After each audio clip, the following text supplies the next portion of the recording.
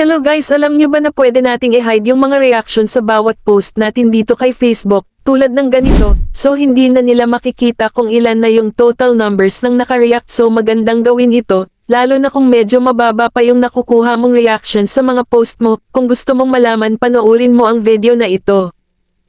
First, i-open ang Facebook application.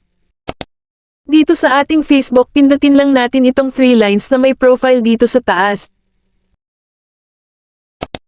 Then pindutin ang settings icon. Tapos dito scroll up lang tayo hanggang makita natin itong reaction preferences. So eto na yung kailangan nating pindutin. At ayan, mababasa na natin dito, itong hide number of reactions.